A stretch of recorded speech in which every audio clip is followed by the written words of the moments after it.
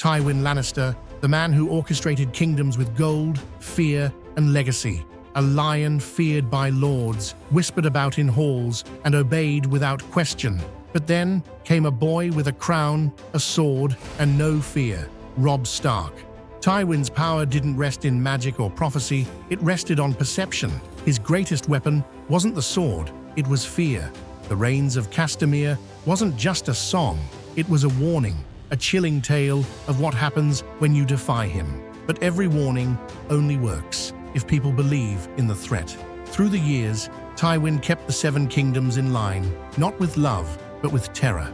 And it worked. The small folk whispered his name, lords treaded carefully, even kings leaned on his wisdom. But then came Robb Stark, young, brave, and devastatingly effective.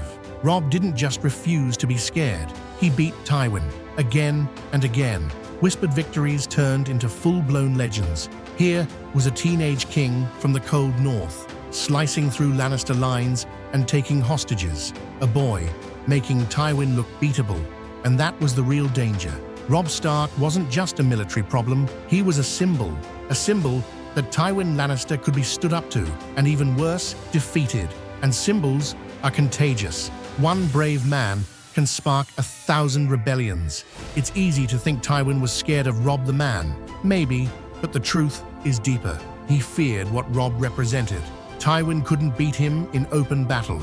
He couldn't intimidate him. He couldn't bribe him. And with every victory, Robb chipped away at Tywin's myth. The longer the war dragged on, the more cracks formed in Tywin's image. And that was unacceptable. Tywin knew his authority, his alliances, his entire legacy rested on being the untouchable lion. If Robb kept winning, others might start asking dangerous questions.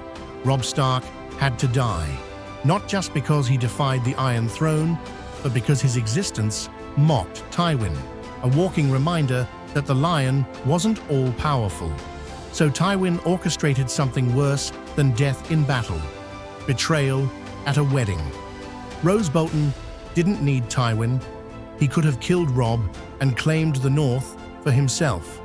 But Tywin needed Roose, and Frey, and the Tyrells, because without them, Tywin was just another lord with a famous song. The Red Wedding wasn't just strategy, it was ego. A final bloody attempt to silence the one boy who dared to turn on the lights and show that the boogeyman was just an old man in a lion's cloak. Robb Stark's death wasn't just the end of a rebellion. It was the price of defiance, a warning to others. But the truth? Tywin didn't destroy Robb because he had to. He destroyed him because he was afraid, not of the boy, but of the idea. Thanks for watching. If you enjoyed this dive into the Game of Thrones power game, don't forget to like, comment, and subscribe for more deep lore and analysis.